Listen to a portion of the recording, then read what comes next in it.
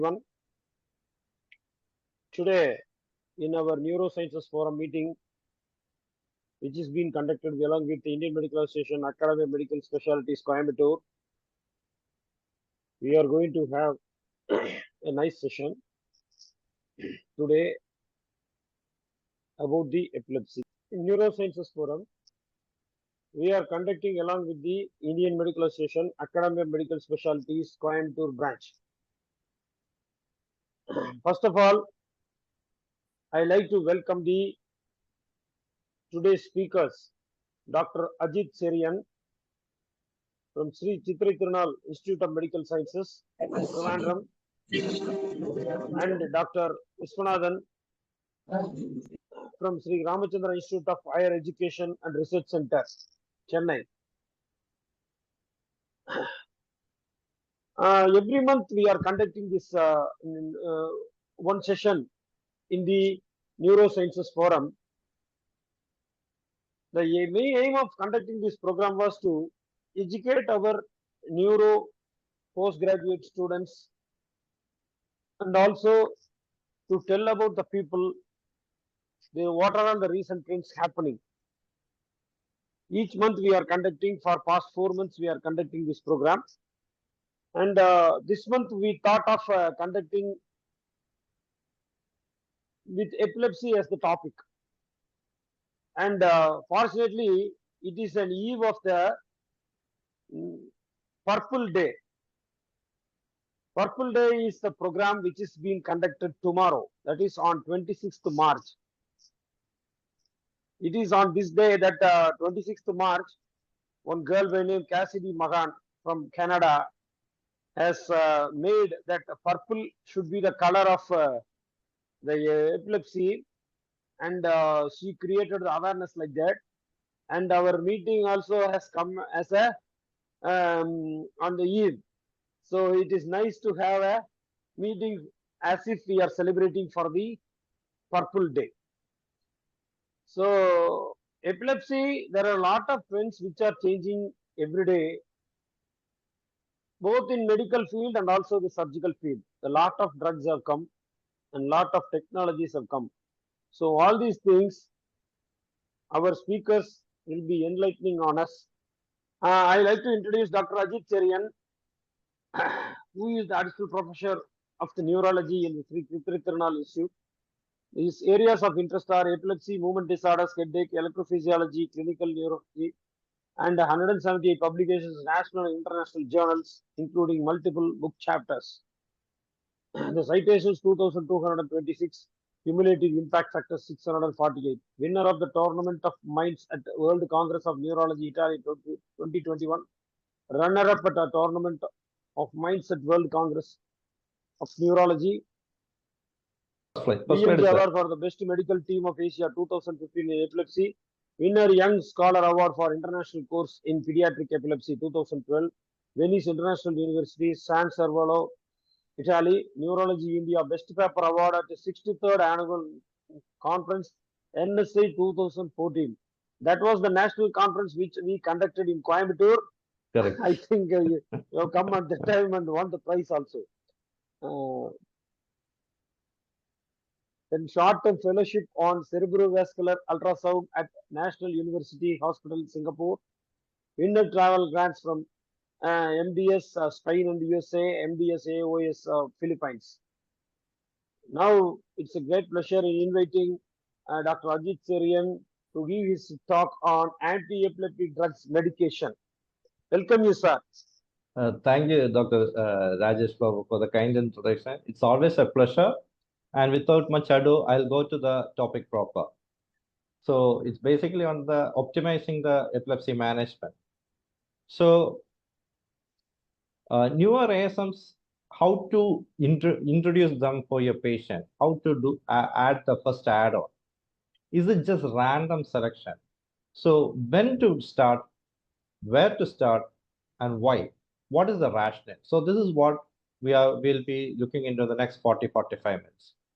So if you look at the gamut of anti-epileptic drugs that we have got here, you have got this third generation anti-seizure medication, which is this whole bunch that is here. From the third generation, The ones which I often prefer are lamotrigine, vigabatrin, perampanel, cannabidiol, and zonisamide. And I occasionally use brivaracetam also. I don't prefer any of these, and I have my own rationale for them. I don't use gabapentin, levetiracetam, aceclidine, tiagabin, or topiramate as anti-epileptic medication. My experience is very limited as far as these third generation medications are concerned. That is rufinamide, everolimus, esogabin, and stilipentol. I still continue to use second generation anti-seizure medication, of which my most preferred are the sustained release carbamazepine, clobazam, clonazepam, and sodium valproate. Among the first generation, I continue to use ethosuximide, phenobarbital, primidone, IV fosphenytoin, ACTH, and IV methylprednisolone. I currently do not prefer tabfenitoin. So if you look at the basic action, there are two arms which are to be managed here. One is the excitatory arm, that is the glutamatergic arm, which needs to be inhibited. And the other is the GABAminergic arm, which needs to be accentuated. So we have drugs which act on the glutamatergic arm or drugs which act on the GABAminergic arm. So most of the drugs which act on the glutamatergic arm are sodium channel blockers. That means they act at the presynaptic membrane. They inhibit the sodium channels here and inhibit the glutamatergic transmission. So the classic ones are the phenytoin, carbamazepine, lamotrigine, lacosamide, zonisamide, and oscarbazepine. Then there are this other group which act on the T-type calcium channels, that is valproate, ethosuximide, and zonisamide. Then you have drugs which act on the alpha-2 delta subunits, or also called the PQ calcium channels. And if at all some glutamate is released, there are drugs which act on the post-synaptic membrane. The most important ones are perampanel, which act on the AMPA. Then we have the felbamate, which is acting on the NMDA. And then already I have told you regarding the GABAminergic arm, there are a whole gamut of drugs which act on the GABAminergic arm as well as the chloride channel by increasing the or accentuating the inhibitory effect on the CNS. So we are all clinicians. So we'll go on a case-based analysis. So first we'll take about the focal epilepsy. So as far as focal epilepsy is concerned, we all have a different perspective. So the surgeon has his own perspective, the anesthetist has his own perspective, the clinician has his own perspective. So I'll take the most common focal epilepsy that any one of us will naturally encounter in their day-to-day practice. That is mesial temporal sclerosis, or also called as the MTLE HS syndrome.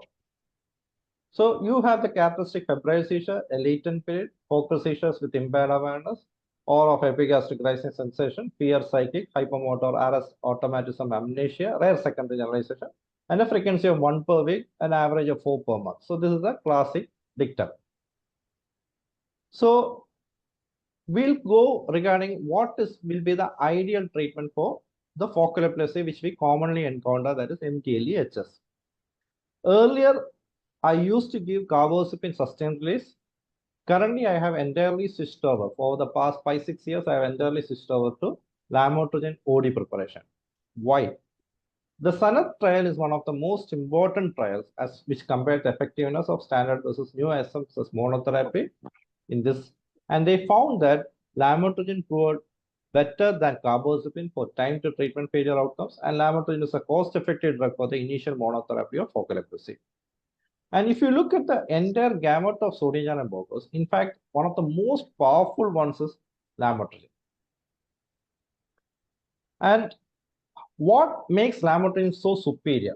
One is that the OD preparation, the pharmacokinetics of the OD preparation makes it very much suitable for a single day monotherapy. That is, you can give it as an OD preparation itself because the T half is very long.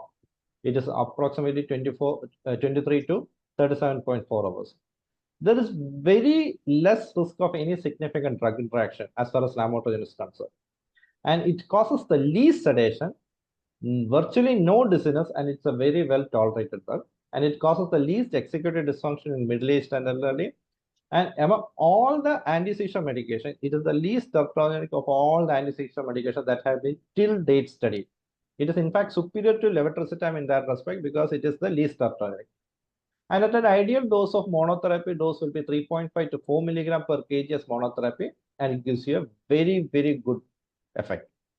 Now, why is it that we don't see so much of prescriptions of lamotrigine? In fact, if you look at the pharma companies, many may not be even promoting lamotrigine. Why? Because the prescription of lamotrigine is much less compared to what it needs to be generated. One of the main rationale or reasons is that it needs to be titrated very, very slowly. You will require at least a period of 10 to 12 weeks to hike up lamotrigine. And you will have to go at a very, very low dose. Especially you will have to start at 0.5 milligram per kg dose. Then after 15 days, increase it to 1 milligram. Then after 15 days, go up to 1.5 milligram. After 15 days, go up to 2. Then after 15 days, go up to 2.5. After 15 days, go up to 3. So it will take at least 3 months of patient titration for you to reach the desired dose. And if the patient is on sodium valproate, you may in fact have to go a little bit more slowly than the standard dose. But if I am giving this talk maybe in 2026 or 27 onwards, my drug of choice may be Zonisamide, because this is one wonder drug which has been perhaps changed the equation by which focal epilepsy management has been looked at, because it has two very important mechanisms of action, because it blocks the persistent current of the voltage gated sodium channels, like any of the sodium channel blockers will do. And it has got a weak positive allosteric modulation of the GABA A receptor. So this is one unique mechanism of action of Zonisamide. It works both as inhibiting the excitatory arm as well as accentuating the inhibitory arm at the GABA A receptor. So it works at both the arms, and it gives a very, very good therapeutic benefit. In fact, this is the only drug which has given a double-digit seizure freedom among all the drugs which have been tried. And in fact, it has almost become a dictum that a Zonisamide trial has to be given in any focal epilepsy before a epilepsy surgery is even contemplated. Suppose you give monotherapy of lamotrigine in a case of MTLE HS, and you have titrated it up to 3.5 to 4 milligram, and still the patient continues to have something like a focal seizure of like a complex partial seizure at the 1 per month or something like that, or 1 every 2 months. So you may have cases like that. So what will be the next best add-on? So one of the next best add-ons at this point will be Clobazam. Now, what is the rationale for you to add Clobazam? Now, we have already tried to block the glutamatergic arm. So why not accentuate or accelerate the GABAergic arm? So that is where Clobazam comes into play. So that is the rationale. So we are working on both the arms at this point. It is one of the best add-ons in this set of symptomatic focal epilepsy, especially the mesial temporal epilepsy. Let me clarify what exactly is mesial temporal epilepsy. So lesions, not just MTLE HS, lesions which are within the collateral sulcus, which are within the framework, within the mesial to the collateral sulcus, all come under the gamut of mesial temporal epilepsy. Now, if you look at Clobazam, it has started its journey as an anti-anxiety, and it's now currently most commonly used as an anticonvulsant. We have 5 decades or more usage of Clobazam, and it's very safe and efficacious both for children and adults, and it is very effective. And in fact, because it was first used in France in 1974, that is perhaps the reason why it did not get the deserved benefits or deserved accolades which it should have got, because in US it was launched in late in the 2011. So it has been there in the US pharma industry only for the past 15 years. So one of the reasons why Clobazam did not receive the accolades maybe because in the US it was launched pretty late. Now, what makes it superior? It is a 1,5-benzodiazepine, unlike the traditional 1,4-benzodiazepine, and it selectively binds between the alpha-2 and the gamma-2 subunits. And it has got lesser sedation, lesser tolerance, and it doesn't affect the psychomotor performance. So this makes Clobazam, which acts on the GABA receptor, a very, very unique drug. So it has lesser sedation, lesser tolerance, and doesn't affect psychomotor performance. and it has got a very fast onset of action. In fact, if you give Clobazam, it acts on that day itself. So that is the USP of Clobazam. So within 4 hours, it reaches its highest concentration. It rapidly well absorbed, and it has got an 87% bioavailability. And its anti-epileptic action is obtained on day 1 of introducing the drug. And we often used to top load the existing clobazam during menstrual clustering or even fever. Suppose a person is well controlled on, say, for example, 200 milligrams of lamotrigine and 10 milligram of clobazam at bedtime, but the lady may be having a menstrual clustering. So I often tell them during the anticipated day of or day 1 of menses or day 0, just 1 day prior, you may increase the bedtime dose of clobazam to 15 or even 20 and keep at that dose for the next 3 or 4 days and bring it back to the previous dose of 10 milligram and continue. So this gives you that extra coverage during these cycles, menstrual cycles, or during fever. We often use clobazam as for febrile seizures. The same can be attempted in patients who are having focal epilepsy who get a relapse during episodes of fever. During those episodes, you can ask the parents to hike up clobazam from 10 to 15 or 20 during the episodes of fever. So this is one USP of clobazam. So it is very useful add-on where a rapid onset of action of the ASM is required. And it is an approved prophylactic agent for febrile seizure. It can be used for alcohol-related seizure, though lorazepam is superior. And in fact, it can be used for head trauma patients, especially in the early seizure, which occurs within the first 1 week. In catamenial epilepsy, I have already told you how to use it. It can be taken 1 to 2 days prior to the expected menstrual cycle. Another USP of clobazam is when drug allergy occurs with an existing anti-seizure medication like phenytoin, carbazepine, lamotrigine, or oscarbazepine. This is one drug which you can safely give. So you may be in a soup where you will have to withdraw lamotrigine or carbazepine, and there is a phase when you cannot be sure as what next to add because most of these may have a person who have already shown allergy may be allergic to many other ASMs. This is where clobazam is a very safe drug to be used because you can safely add.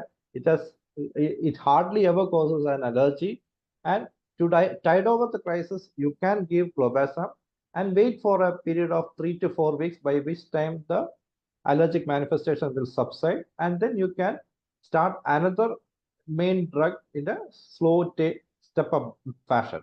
So this gives you or buys you time, and this tide over time can be covered by clobazam because of its least allergic potential.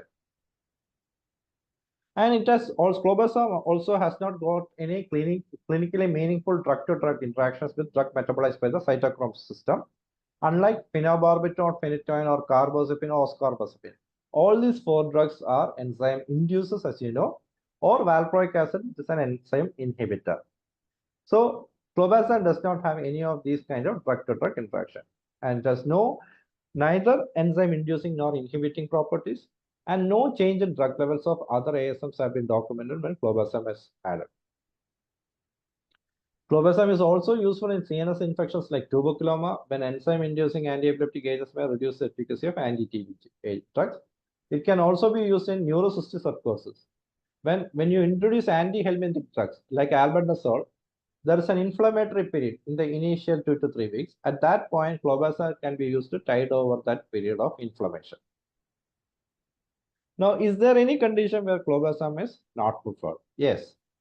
So this is one condition, atonic BLRA, atonic BECTS, or atonic selects. All these are the same, where you may in fact have a worsening of drop attacks when you add clobazam. So one of the best drugs will be a broad spectrum like sodium valproate or ethosuximide or zonisamide. It's better not to give clobazam in these kind of children. And we have documented that even sodium channel blockers like carbazepines, benzodiazepine may worsen the seizure in these children. And clobazam is also not to be used in CSWS. There is a continuous spike and wave during slow wave sleep, which is another extended spectrum of the atonic BLR. Now coming to the Next, focal epilepsy. One of the next most common focal epilepsies will be focal temporal of neocortical or temporal polar. Now, these are conditions where you have a poor gray-white differentiation. And the most common is FCD type 1. So here also my first drug will be lamotrigine OD, which will be a drug of choice. I often add on zonisamide. Why zonisamide? Is because it has a dual mechanism of action, or in fact a triple mechanism of action. It is a sodium channel blocker, but it has a very prominent effect on the T-type calcium channels, and it modulates glutamate and GABA function. So this is what makes zonisamide superior, and may in fact add phenobarbital to this combination also. Now, I already told you, among the T-type calcium channels, there are three drugs which will act. That is valproate, ethosuximide, and zonisamide. So here, zonisamide is the superior one. So it has an inhibitory effect on glutamatergic transmission. It has got a GABA modulation, and it has also got a T-type calcium channel. So that makes it a very, very broad spectrum sodium channel blocker. And it is a very good add-on to lamotrigine in these kind of conditions. And another thing is that it has got a very long elimination T-half. It has got a T-half of approximately 60 hours. It is one of the most long duration action of any of the anti-seizure medications. So that is makes it as potential single day therapy. So it can be given as a once daily therapy. But often we need to titrate zonisamide. Why we need to titrate is because it has got a sulfa moiety. So patients with sulfa allergy may have an issue. So it's always better to titrate zonisamide slowly, but not as slowly as you will require titration for lamotrigine. But often I take around 1 month to titrate zonisamide to its desired therapeutic range of 3 to 3.5 milligram per kg. Now, we all know that if you have a more single day therapy, the adherence is almost like compliance is almost 80%. Whereas once you make it 4 times per day, it drops down. So that also makes zonisamide and lamotrigine OD preparations patients will be very, very compliant to your OD therapies rather than you giving BD or TDS therapies. Now, how about in extratemporal epilepsy? So extratemporal, you may have any type of malformations of cortea. You have this polymicrogyria, open lip schizencephaly, band heterotropias. They virtually every week we come across all these type of patients, very bad epilepsies, referred cases. So here we will have to go one notch above. Lamotrigine, I often give vigabatrin because vigabatrin is one very good GABAergic inhibitory effect, and often use a perampanel with sodium valproate if generalized seizures are high in the cards. So I may, in fact, may not be giving one drug followed by another drug followed by another drug. I may, in fact, be trying 2 or 3 drugs at one go. The rationale because is that these are patients who have a very high seizure burden, very bad EEGs, high spike load, and there is no rationale in trying one drug. You know, one drug monotherapy is going to fail here. You will never try with one drug for ATT as an ATT. You know it's going to fail there. You will always prefer a 4-drug therapy or a 5-drug therapy for tuberculosis. When a patient comes to status asthmaticus, you know a single therapy is going to fail. You may be giving a beta 2 agonist along with IV deriphenil, along with probably a steroid combination. You go for a multi-pronged attack when the disease is bad. Something similar needs to be attempted in these kind of very bad epilepsies. You are justified in slowly titrating 2 or 3 drugs at the same go to get the best benefit. Now, what makes zonisamide superior is basically because of this very broad spectrum add-on. In fact, it has shown a response in simple as well as complex partial, generalized epilepsy, all types, whether it's GTCS, absence, both typical as well as atypical, atonic, tonic, and myoclonic. So, in fact, it is one of the best broad spectrum sodium channel blockers that you can ever think of. Now, does it aggravate any seizures? No, it doesn't aggravate. So that is the USP of zonisamide. Whereas carbazepine and lamotrigine has this potential to aggravate. I have already told you atonic seizures it can aggravate. It can worsen myoclonic, and sometimes absent seizures, carbazepine may not be a good drug. So these issues are there. Whereas zonisamide is a broad spectrum, it will work. It doesn't aggravate any of these. seizure subtypes. Now, you can go through this paper, which was published by Wilfong et al. In 2005 regarding zonisamide for absence seizure. I'll give you the gist of this one. In fact, he has tried in both typical as well as atypical and has found that it has more than 50%, 51 to be precise, reduction in the absence, in 100% reduction in absence seizure. And the superiority was better for the atypical absence. So where 2/3 of the patients went into complete remission and 50% of all patients responded of typical absence also responded. So this makes zonisamide a very good add-on if extratemporal epilepsy goes into the LGS spectrum, where atypical abscesses are of very high frequency. Has zonisamide got any drug interaction? No. Virtually no significant or relevant drug interactions are there for zonisamide. This also similar to lamotrigine, this also makes zonisamide a very, very good drug, because when you are using polypharmacy, we want the least interacting drug. So zonisamide is good in that fashion also. Now I told you about the third drug and why is parampanel used as an early add-on. So you should not be wait and wait. So that the network becomes bad and encephalopathy becomes bad. You have to add the potent drugs as a very early fashion. Now, suppose we have already used a sodium channel blocker. What if still glutamate escapes? We need to give something which will inhibit the escape glutamate from acting at the postsynaptic membrane. This is where parampanel comes into play. So we have already tried to block here, that is at the sodium channel blockade. And we have now, if still something escapes, we want to block at the postsynaptic receptor level. So this is where parampanel is a extra edge. So that is the role of parampanel. So what is the data regarding the use of parampanel? Phi data is one of the real world outing. So what they did was, prior to adding parampanel, at least 8 drugs were tried. And after adding parampanel, they got us absolute seizure freedom of 7.2%. And the second most important thing is that patients who were on non-enzyme inducing ASMs were more likely to achieve seizure freedom. That means patients who are already on valproate, which is not an anti-seizure enzyme inducing drug. So those patients were able to achieve a better seizure freedom. And the second point is that patients who had received fewer prior ASMs showed a better clinical response to parampanel. In other words, patients who were tried on parampanel earlier had a better chance of going into a seizure remission compared to patients who were tried parampanel quite late. Now, let's look at the algorithms. There are so many drug refractoriness which works into play as far as anti-seizure medication is concerned. If you look at a therapy which you are more familiar with, if you are dealing with a tuberculosis, if you try one drug followed by another drug followed by a third drug, your resistance is written there. You are likely to have resistance.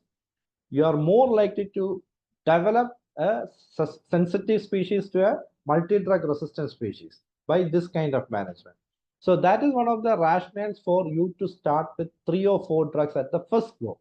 Now I am taking a simile or an example to make you understand that a certain amount of drug refractoriness also happens in the epilepsy management. There are so many enzymes or channels which are active, they get active to sabotage our anti-epileptic mechanism. So in order to avoid these kind of resistances from developing, in order to prevent children from slipping to an extratemporal epilepsy to an epileptic encephalopathy, it is always better to give a full-blown therapy or a full course therapy as early as with the most effective ASMs at if you know how to manage. So if you look at this Brody's article, the addition of 4th, 5th, and 6th or 7th ASMs did not cause any significant seizure failure. Now you are looking at parampanel. which is give you a 7.2 percentage seizure freedom, which is better than the second ASM add-on, that is which was 4.35. So this is the kind of impact which perampanel gives you. So that is the rationale of adding perampanel as an early add-on ASM in these kind of bad epilepsies. Now, where to add? It was most effective in patients who had secondary generalized seizures. These patients also had the highest 50% responder rate, and titration is recommended once every 4 weeks. So whenever you have generalized seizure, so patients who are having drop attacks, either tonic, atonic, or patients who are having generalized tonic-clonic seizure, or patients who are having generalized absences. So these are the patient group who benefited best with perampanel. Now, another thing is that perampanel is one drug which needs to be titrated very slowly. So I start with 2 milligram, I hike it up to 4 milligram after 4 weeks. That is 1 month I will take. Then again I will wait for 1 month, and then I will hike it up to 6 milligram. So that is the slowness by which you are titrating. If the body weight of the individual, if the child is less than 15 or 10 kg, I may in fact start with 2 milligram alternate day. One of the reasons is because perampanel is one drug which has got the longest T half, that is 105 hours. So even if you give 2 milligram alternate day, the drug level is maintained. So you can safely give 2 milligram alternate day, and after 4 weeks, you increase it up to 2 milligram daily. Now, how it acts is acts by the non-competitive binding sites. So usually when glutamate comes and adds, it gets open, but when perampanel is there, it will not open. So even if glutamate comes and binds, it will not open, and the sodium channel remains blocked, and there is no release of the excitatory chemical. So this is where the action potential is not conducted. So this is the USP of perampanel. Now, if you look here, the AMPA is the most important mediator for the excitatory postsynaptic potential, whereas NMDA, the contribution is very limited. And if you have an AMPA blocker, the PDS, that is the paroxysmal depolarization shift that you see in this guinea pig model, that is entirely blocked by AMPA receptor blockade. So these are the advantages of giving a AMPA receptor blocking. I'll give you a few cases. This is an 8-year-old boy, second of 10, breech delivery, habitual seizure since 2 years. Aura, there is no aura, brief arrest, right arm dystonic posting, and frequent falls. That means it is getting generalized. Falls means the patient is having a transcallosal spread and the seizure is spreading. And all were during daytime. Initiated on lamotrigine, he had a 50% seizure burden reduction. Added valproate, did not benefit. Added topiramate, it did benefit, but the child developed decreased appetite and lost weight, and I had to come down on topiramate dose. So this is what the child had. He had posterior head region gliosis that you can see bilaterally. And these are the posterior head region spikes that you can see here. And perampanel was the first ASM, and he has had no falls since addition of perampanel. So the secondary generalization is immediately prevented. And thereafter, the complex partial set, the brief arrest also come down, and the EEG cleansing effect is late to manifest, and often it may be delayed by a year or more. But what I mean by the EEG cleansing effect is the EEG also becomes very clean and neat, and the spike load will reduce after a period of 6 to 8 months, and it has become dysphenooccipital by almost a year. Now, how it works is basically Jensen by this article has already shown in 2002 how it works.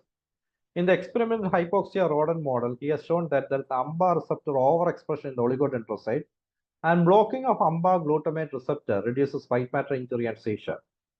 And he has also shown that topiramate has a very good protective role, because topiramate was the only known AMPA receptor blocking agent which was available in 2004. And it has shown that in periventricular rodents with periventricular leukomalacia, using topiramate reduces the seizure burden. So this is the rationale that we should be using. Concept is that ASM's combination with different mechanism of action are more effective than polytherapy with the same mechanism of action. That is rule number 1. So combination of lamotrigine and valproate has demonstrated synergistic effect. Adding perampanel to lamotrigine and valproate at first go if the child has generalized epilepsy and EEG borders on LGS, is also a very, very good rational therapy. I'll show you one more case. 13-year-old boy, habitual seizures since 1 year.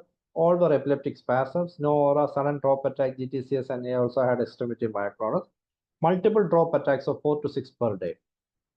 Now, what do you see here? You see multiple tubers spread over across either hemisphere. And you see multifocal AEDs here, generalized discharges, GPFAs, and slow generalized spiking discharges. So I put him on a combination of lamotrigine, vigabatrin, and perampanel.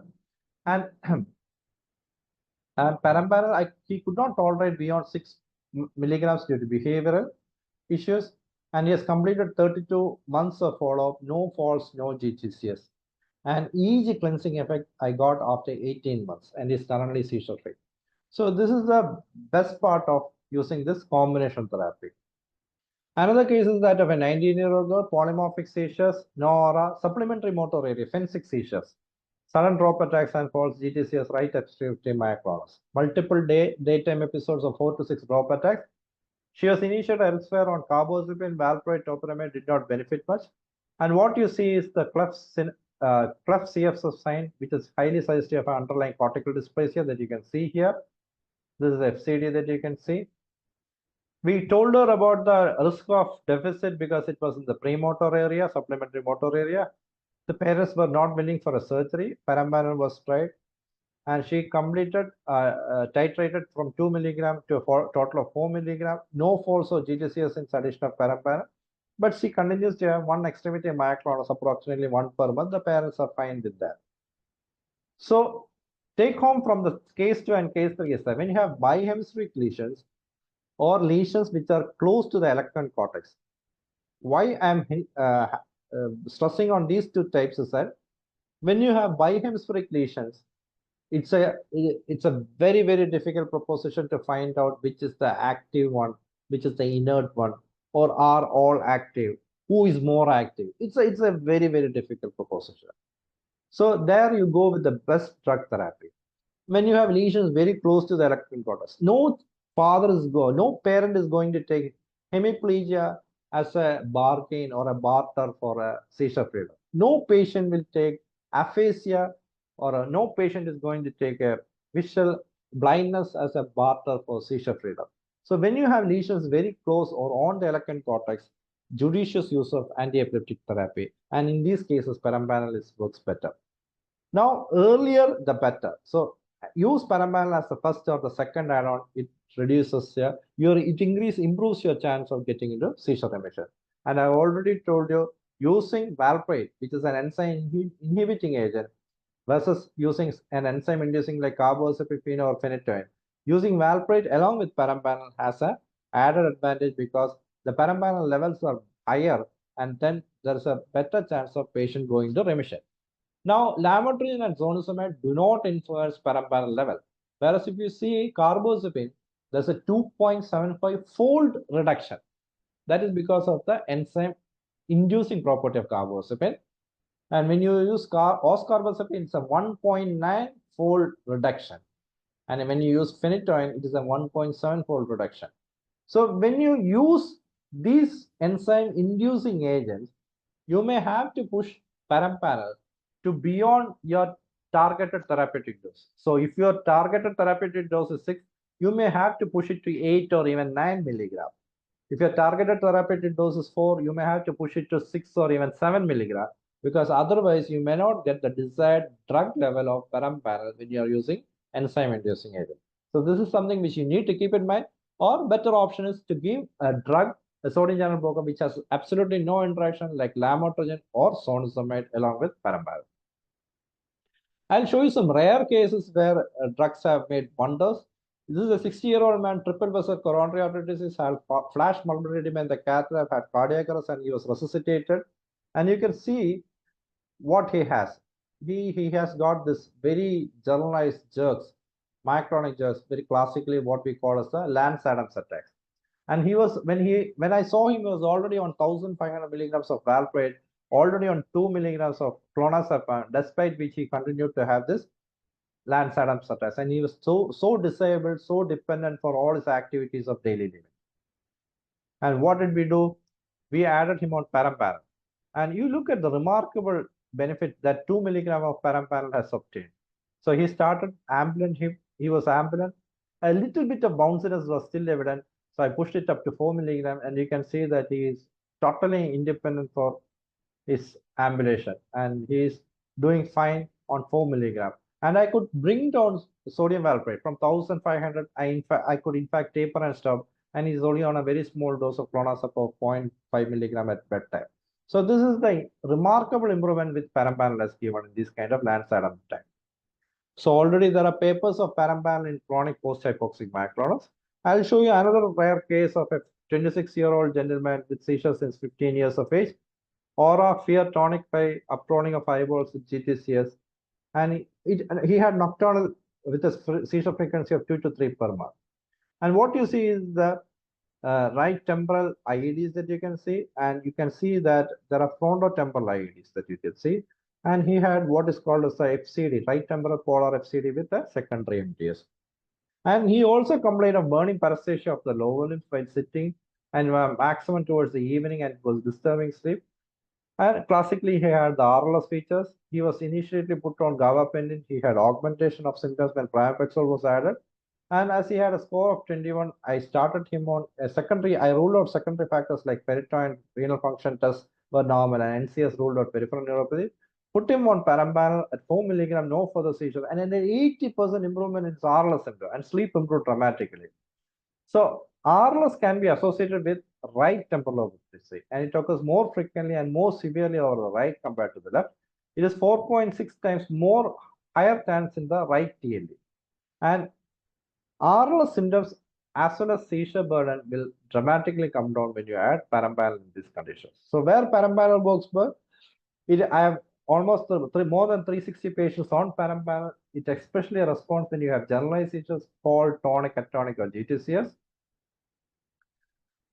It results best in patients with parotoccipital gliosis, that is periventricular leukomalacia, tuberous sclerosis, focal cortical dysplasia type 1 and 2, patients with tendency for hyperammonemia, patients who have already shown response to topiramate, that is a clinical clue, reflex startle epilepsy and PMA symptom, it works very well.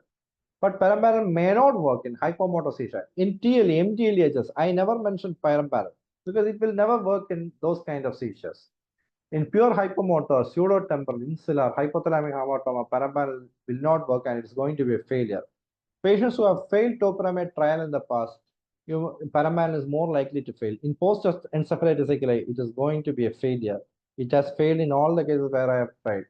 And in reflex heating epilepsy, even if it's due to parotoccipital gliosis, paramparel doesn't work. And if you have patients with extreme subnormal intelligence of IQ less than 30, there is an increased risk of aggression.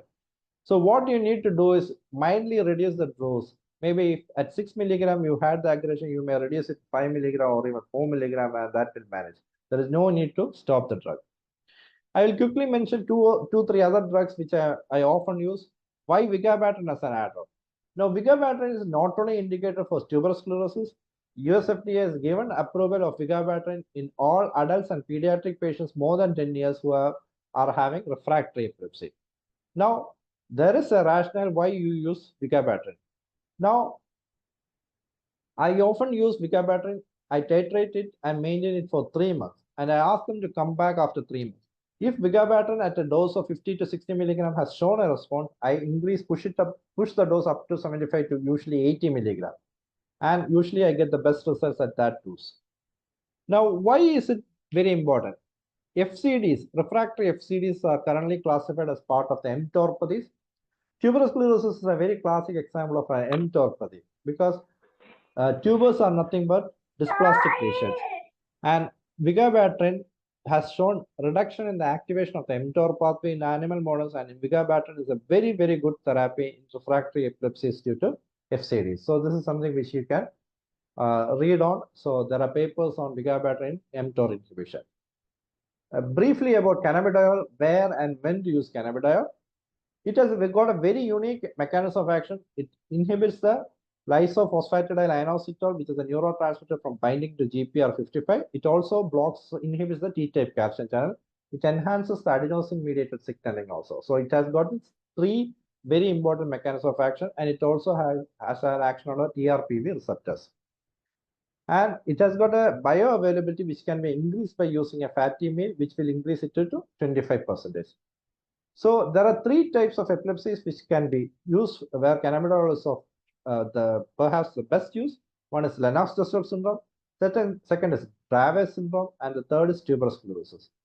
Is it exclusive for these three types? No.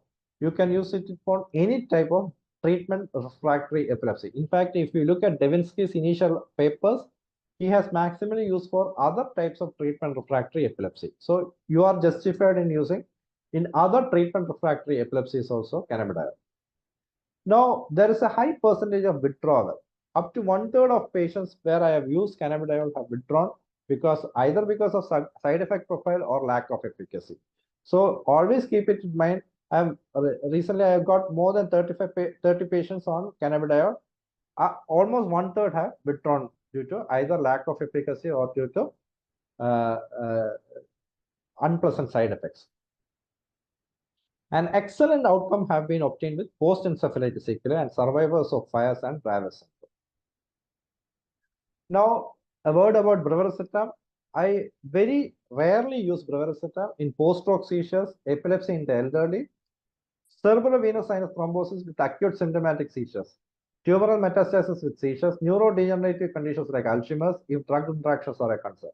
Now, what is the USP of brivaracetam is no need to titrate. You can give the full blast dose on day one. So you can give like something like 100 BD or 50 BD on day one itself, and it gives the therapeutic dose at day one itself. And especially in patients who are having cerebral venous thrombosis, it is always better to have the anti-epileptic effect from day one itself. Now, these are conditions where the network is not broad. So remember, when the network is broad, drugs which act on the synaptic vesicle 2A is going to be a failure. So always remember that. It usually works in the acute setting, like in the post-stroke epilepsy. These are all mild epilepsy symptoms. So these are the conditions where brivaracetam is going to work. Why brivaracetam is preferred over levetiracetam is because it has got 15 to 30 times higher affinity for the synaptic vesicle 2A. It has got a fast speed of entry. It is 6 times more lipophilic than levetiracetam, and it has got a very reduced incidence of behavioral and psychiatric side effects. And effect of cognition is least, and in fact, it could be considered as a first-line therapy for dementia-related epilepsy. So what we have seen in the past 40-45 minutes is that identify the epilepsy symptom, choose the right drug, always identify the epilepsy. What is it that I'm dealing with? Is it a focal epilepsy? Is it a generalized epilepsy? If it is a focal, exactly is it originated from? Is it temporal? If so, mesial, neocortical, polar. Is it extratemporal? If so, frontal, parietal, occipital. Or am I dealing with epileptic encephalopathy? What are the subspectrums which are associated in this one? So how I should choose the right drug? How I should titrate, dosage, frequency? What are the side effects and interaction I do expect? So this rationale has to be there in each and every one who manages epilepsy. Don't be haphazard. Don't write prescriptions based on a knee-jerk reaction. You are more going to land with failure, and patients are never going to stick with you. Thank you. So it was a nice talk. Thank you, sir. Dr. Ajith, sir. Thank now we will have Dr. Visvanathan sir. Naveen.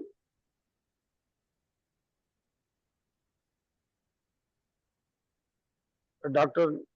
Visvanathan sir is the professor and head of the department of Sree Ramachandra Medical College and Hospital, Chennai. He has trained in neurosurgery in Bangalore at the Sree Sathya Sai Institute, Higher Medical Sciences, Whitefield. Following his training, obtained the fellowship of Royal College of Surgeons in Edinburgh.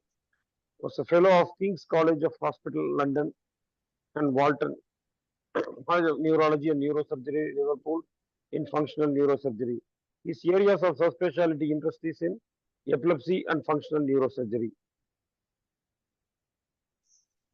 Now I invite our Dr. Visvanathan sir to give his lecture. Thank you, sir. Thank you. Of the epilepsy surgery techniques. Can you see my slides? Yes, sir. So at the outset, I wish to thank Rajesh Babu sir and Dr. Vikram, along with the IMA Coimbatore, for giving me this opportunity. This will be a sort of overview of all the epilepsy surgery techniques that are available with some basic information. Let's start with what is epilepsy. It is a brain disorder characterized by an enduring predisposition to generate epileptic seizures and by the neurobiological, cognitive, psychological effects of it. Now, the seizures itself are the manifestation of the abnormality, electrical activity happening inside the brain. The lifetime likelihood of experiencing seizures and of developing drug-resistant epilepsy, which is our area of sort of talk right now, is at least 10%, and in some reports, it is much higher. Let's start with diagnosis, which is predominantly the area where the epileptologists like Dr. Ajith Cherian would be involved in. It starts off with the history examination, doing a basic electroencephalogram, and also with the video EEG and specialized tests like electrocorticography, magnetic encephalography. Basic imaging modalities like MRI are inherently useful, and if available, a 3 Tesla MRI is very useful. Ancillary studies like an fMRI, tractography are all useful from the surgical standpoint. A PET scan is usually very complementary and is useful as part of the epileptic surgery workup. And if available, a SPECT also, ictal SPECT and an interictal PET is how we use it, are all useful tests. Surgery for epilepsy is basically in 3 circumstances. The surgical procedure can be one test, which is used to both confirm, lateralize, and localize where the epilepsy itself is originating. And the second half is to cure or to palliate the epilepsy. So invasive monitoring is what we call the surgical procedures done to further characterize the epilepsy and then to decide after a multidisciplinary team meeting whether any form of surgical options can be given to the patient or not. The typical circumstances where further invasive monitoring is needed are conditions like bilateral focus, where the history and basic EEG may show possibility of the seizures coming from one side, the MRI is equivocal or shows bilaterality and things like that. And in areas where it is very close to the eloquent cortex, where we need to be extra sure about where the epilepsy is coming from before we resect and not cause unnecessary neurological deficits. The 2 common ways of intracranial monitoring are to put in through a burr hole, subdural strips, or grids. And the modality that is coming increasingly in vogue is what is called stereo encephalography, previously called in depth electrode insertion. Here again, it is not blindly putting in 15-20 electrodes inside. The epileptologist should have a working hypothesis about where the presumed origin of the epilepsy is and the path taken and the spread. And basing on the hypothesis, we plan where to put in the depth electrodes, thereby trying to capture the origin to the spread of the epilepsy. Thereby, we will be very sure that if a particular site is the origin, the MRI may be normal, that area can be focused upon, and maybe a limited resection can give us cure. And this is insertion of depth electrodes using a stereotactic frame in some centers, availability of gadgets like the ROSA Robo make this a little bit more faster. Now, coming to the surgical options per se, the index procedure for epilepsy surgery is a standard temporal lobectomy. There are other procedures also, like corpus callosotomy, hemispherotomy, multiple subpile resections, topectomy, and palliative neuromodulatory options like DBS, VNS, RNS, and also lesioning surgeries like laser interstitial thermal therapy. From the for the the neurosurgeons, junior neurosurgeons attending this talk, temporal lobe anatomy is something that any epilepsy surgeon has to understand. It may look simple, but it is a three-dimensional anatomy that needs to be understood from the surface going on to the head. So we have this superior, mid, and inferior temporal gyri, and deep inside we have the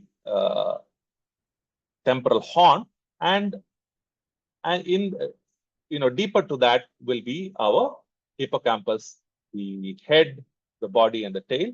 And in the roof of the temporal horn comes our amygdala, and the anthus will also be located medial to it.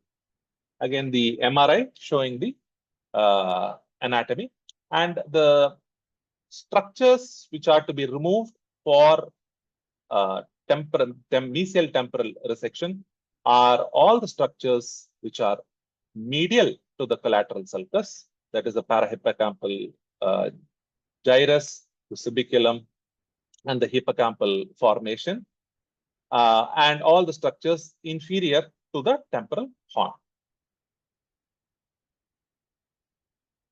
We'll need to study the MR carefully in order to pick up any hippocampal sclerosis. As we know, the hippocampus is named after the seahorse, which is a 4 to 4.5 centimeter long structure with head, body, and tail, and it is a 3-layered allocortex, while compared to the parahippocampal gyrus and most of the temporal neocortex, which is all neocortical. Now, again, we have the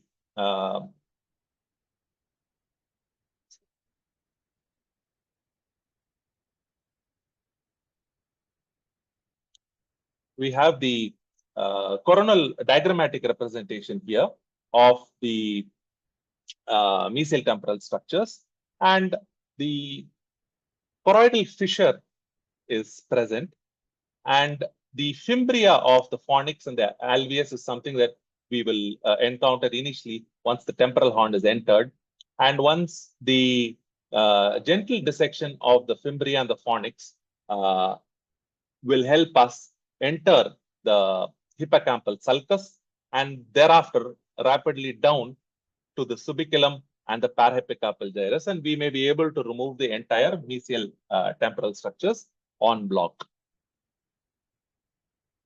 The mesial temporal sclerosis shows up with on T2 imaging and FLAIR as a high signal, and there is associated because of the sclerosis, the ipsilateral temporal horn looks little larger than the other. From the technique standpoints, we have the standard anterior temporal lobectomy and amygdalohippocampectomy, where the anterior portion of the neocortex and the hippocampus is removed. The uncus is also removed, and a portion of the amygdala is removed. We need to be very careful that we will not be able to remove all of the amygdala, and the amygdala itself is not some distinct structure that is seen separately like our hippocampal head. If we dig too deep, we may enter the basal ganglia inadvertently, causing permanent neurological deficits. The selective amygdalohippocampectomy, as advocated by Ghazi Yazagal, you attack the same structures, trans-sylvian route, there are certain advantages and disadvantages of doing this. Yes, we avoid resecting a larger volume of the temporal neocortex. However, in certain specific scenarios, there may be dual pathology sitting in the temporal cortex, which will get addressed if you do a standard temporal lobectomy. And the chances of injury to structures like the optic radiations are higher if we approach the temporal horn through its roof. These are diagrammatic representations of the same. The skin incisions can be from anything from the standard falconer flap to much more smaller flaps. And the route that I personally prefer is through the middle temporal gyrus into the temporal horn. And as I had mentioned before, removing all the structures inferior to the temporal horn and lateral to the, medial to the collateral sulcus. So both the standard and the limited selective amygdala hippocampectomy has been shown in these diagrams. Now, this is a young girl, video from our outpatients with quite frequent seizures involving head drops. These patient was evaluated by our epileptologist, and once the patient fitted the diagnosis of multiple AEDs, she was brought in for epilepsy surgery, sort of team discussion. This was a scan done earlier when she was 1 year age, and we can probably notice something wrong in the posterior part of the mesial temporal lobe in the parahippocampal gyrus, probably extending to the hippocampus itself. And this is the scan at presentation. The lesion has become much more evident, and this is the EEG. The MR also shows hypometabolism corresponding to the location of this lesion. And we went ahead and did this was one of our first cases. This was done without some of the adjuncts that we now have, like neuronavigation. And I preferred to be on the safer side. This was on the right side. Therefore, we went for a standard anterior temporal resection along with the resection of this lesion. And it turned out to be a focal cortical dysplasia. And this child is doing well now for more than 5 years and has exhibited good improvement in her scholastic performance, and the family is pretty happy. And she is seizure-free, and there is tapering of medications, which has happened significantly. The next condition is called corpus. The next procedure is called corpus callosotomy. This is a palliative procedure. We saw how if there was a resective focus, resecting that affords us the chance of rendering the patient seizure-free, ideally without medicines, but at least with medications. The patient can be rendered seizure-free, and this varies from anywhere between 80 to 90% in depending on the specifics of the location of the lesion and the type of lesion and things like that. What if there is no resective focus, or if there is bilateral focus? Corpus callosotomy is one procedure which helps us, at least in those patients who have significant drop attacks. There are many children who walk around with helmets because they've hurt the head so badly. Some may develop, significant head injuries, subdural hematomas that require evacuation and things like that. So for at least those patients, doing a corpus callosotomy helps us stop the spread of the seizure focus rapidly from one hemisphere to the other, and thereby the patient chance of developing drop attacks and injuring themselves reduces. Now, coming to locations other than the temporal lobe, Depending on the lesion, we have various modalities available from, resecting the lesion using, depending on the location as well. We have neuromonitoring techniques, awake surgeries, using adjuncts like the tractography. We can resect the lesions. We can also have options like posterior quadrantic disconnections available, and other techniques like vagal nerve stimulation, deep brain stimulation also available. One such technique is multiple subpile transections, which was described by Morel, and the hook that you see down is eponymous hook, using which we, especially if the lesion is around eloquent areas and we will not be able to resect there, we can at least prevent the spread of the epileptic activity by disconnecting the transverse fibers that go in each gyrus. And this can be done either in isolation or as part of tidying up after resecting all the lesion which are near the eloquent area. But when it comes to the eloquent area per se, we can do MST. Now, coming to hemispheric surgeries, hemispherectomy was a procedure that was advocated in the past for catastrophic epilepsies, where the entire hemisphere is affected. This is seen predominantly in the pediatric population, and Dandy did the first hemispherectomy, and thereafter, for conditions like Sturge-Weber syndrome, Rasmussen's encephalitis, porencephaly after a perinatal ischemic insult, schizencephaly, trauma, hemimegalencephaly, and cortical dysplasia, there are uses for this hemispherectomy. The problem used to be a significant amount of brain shift happened, though the seizure control was more than 60 to even 90+%. The chance of post-procedure hydrocephalus and hemosiderosis used to be a problem. Therefore, modifications happened into basically functional hemispherectomy and thereafter into hemispherotomy. There are two techniques. One is the peri-insular hemispherotomy advocated by Villemot, and the parasagittal vertical technique by Delalande. I'll describe the technique that I use, which is the peri-insular technique. And this is a 9-year-old boy who had, at 3 months of age, a large subdural hematoma, and thereafter developed seizures, which further became uncontrolled and recurrent.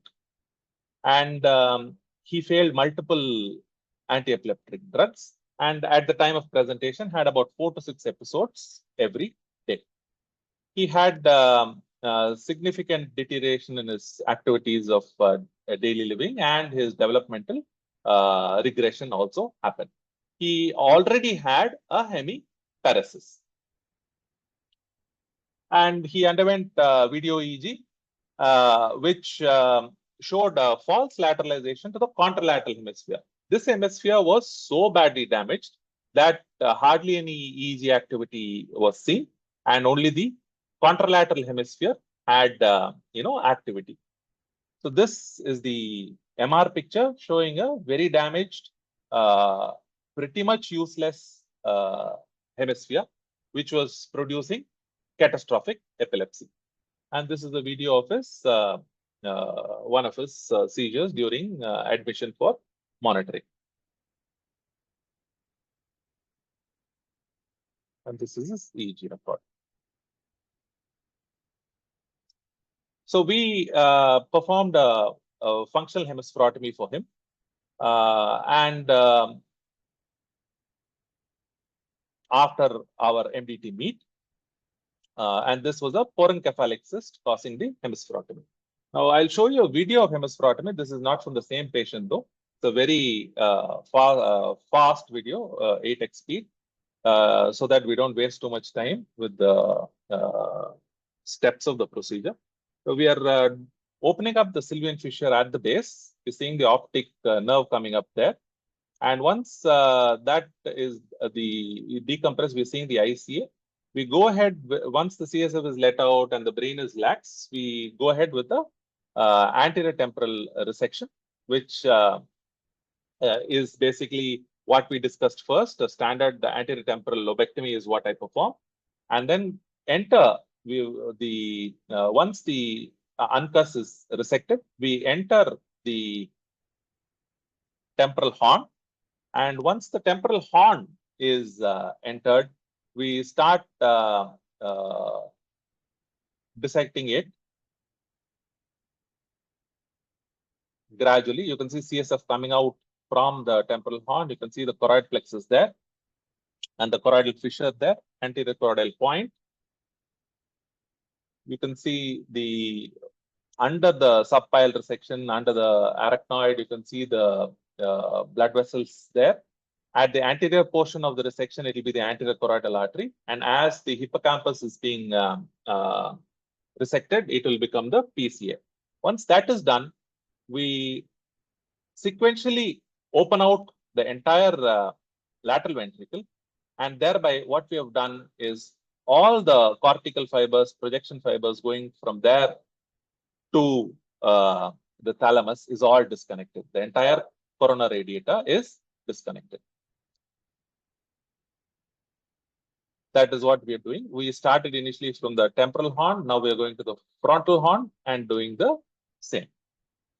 And once this portion of the surgery is complete, as you see, we leave strands of cortex in between so that there is not much of volume loss, which is the cause of the hemosiderosis from standard hemispherectomy surgery.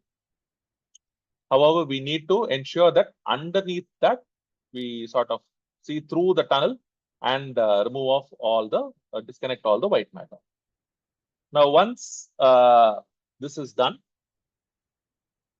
we are going now towards the atrium. Once this is done, we do the callosal sectioning portion of the surgery. And through the ventricle, we do the callosotomy. And as we are doing the callosotomy, we see the ACA coming into view, and we trace the entire ACA backwards. Towards the splenium, the ACA becomes thinner, and thereafter we go further backwards and connect the previously done connection. And the final part of the procedure is the fronto-basal disconnection. This is the callosotomy being continued all the way back.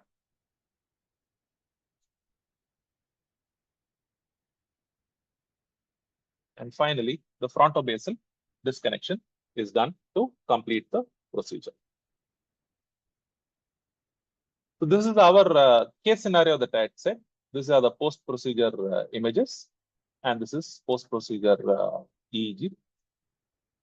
And he has been, this was again our first hemispherotomy, which I think we did in 2018 or 19, and he's remained seizure-free, and I think he's only on one medication at the moment, completely seizure-free.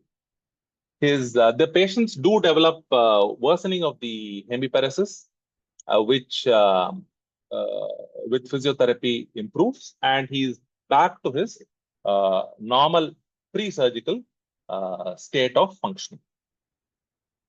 Our initial patients used to have a fairly stormy postoperative phase with a lot of fever and things like that because of blood in the ventricle, which has significantly reduced over the years now after we've started using external ventricular drainage fairly routinely. In the West, we have other options available like LIT and thermocoagulation for inaccessible lesions. The LIT itself is a very expensive equipment. At the present moment, I don't know any centers in India which have laser therapy available for this. Radiosurgery also has been used even for mesial temporal sclerosis, It has a unique use, especially in small hypothalamic hematomas. But in the larger lesions, in the longer term sort of follow-up, there does remain a risk of long-term neoplasms originating. And I would be fairly hesitant to advise radiosurgery for lesional mesial temporal sclerosis. One of the other palliative options, which goes hand in hand with corpus callosotomy, is vagal nerve stimulation. We've all sort of in our medical school, we've been told that the vagus nerve is predominant motor nerve. Actually, 80% of its fibers are afferent fibers, and by putting in stimulation into the vagus, various areas of the brain are affected, and indirectly it produces positive benefits. This is one of our patients in whom we did the VNS, and the early results are encouraging. There is also a collateral, we talk of side effects, so this is a collateral benefit of VNS procedure. Even though this is only a palliative procedure, most patients exhibit a profound improvement in their mood, and therefore, even if the benefit of seizure reduction from VNS surgery has been only very marginal, most patients who've had VNS want their battery to be replaced once it runs out, because their mood has improved significantly. It is also FDA approved for depression. And coming to deep brain stimulation, just like for movement disorders like Parkinson's disease, for which DBS is approved, it is now approved even for epilepsy. This is one of our patients when I was a fellow, where this was done as a part of an experimental procedure, where at a point in time, through the externalized lead, they were stimulating, and it actually drove the epilepsy for a point. The Sante trial in 2010 proved that in selected patients, anterior nucleus of thalamus is a good target for drug-resistant epilepsy. About 40% decrease in seizure frequency after 3 months, and about 44% in those with temporal lobe epilepsy. And there is a sort of neuromodulator effect of the positive benefit sort of increasing over a period of time. However, this is also not a curative modality, only 13% per seizure free for at least 6 months. At the center where I worked, the centromedian nucleus of the thalamus was also one of the locations. And in Mexico, Velasco has popularized the centromedian nucleus, which is also known as the Velasco target, which has been used. We can also stimulate the lesion, and chronic cortical stimulation for non-resective focus is also useful. The NeuroPace is a device that promises to have very good benefit, where at the same time there is both detection of a seizure, just like a cardiac pacemaker or implanted cardiac defibrillator. There is detection of epilepsy and also abortion of that seizure happening at the same time. However, the RNS device requires a fairly large craniotomy, and in that gap is where the battery sits. This is not yet available in India. So towards the end of this talk, let's go with what the typical workup for these patients are. The large subset of patients for whom epilepsy surgery is a consideration is those with focal epilepsy. But that does not mean the patients with generalized do not have any options. If there is a resectable, if the removal is not possible, there is palliative options like VNS and corpus callosotomy, even for generalized epilepsy, as is also TBS. For the focal, if there is a visible lesion and there is concordance and removal is possible without unacceptable side effects and neurological deficits, we can do resection or ablation or the disconnection of that particular focus. For non-lesional, no lesions on MR, and it's a focal epilepsy, further workup is needed.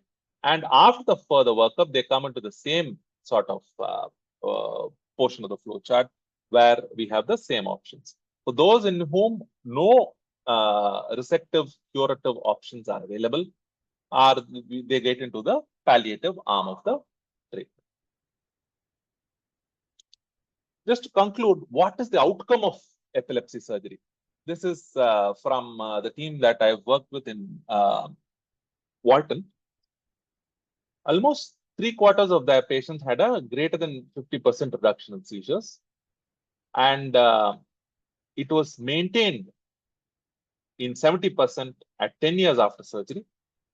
Almost half of the patients remained free of debilitating seizures. And those who had hippocampal sclerosis and anterior temporal lobectomy with amygdala Hippocampal associated with the positive long-term seizure outcome. Therefore, the take-home message today would be in those patients in whom there is a resective focus with acceptable or limited side effects, epilepsy surgery should be a very strong consideration. And in those patients in whom there is drug-resistant epilepsy, no focal resective focus is available, still surgical options are available, which are usually better than adding the 4th or the 5th anti-epileptic medication. Thank you for patient listening. Request our co-coordinator of the course, Dr. Vikram, to give the vote of thanks. Good evening. It was a nice, elaborate discussion about the anticonvulsants, epilepsy surgery, the need of the day. And I hope the information what we shared here will be useful for day-to-day practice for most of us, and for the PGs most likely to help for the future patients and for their future exams. It was a great, nice talk by Dr. Ajith and Dr. Visvanathan. Thanks a lot.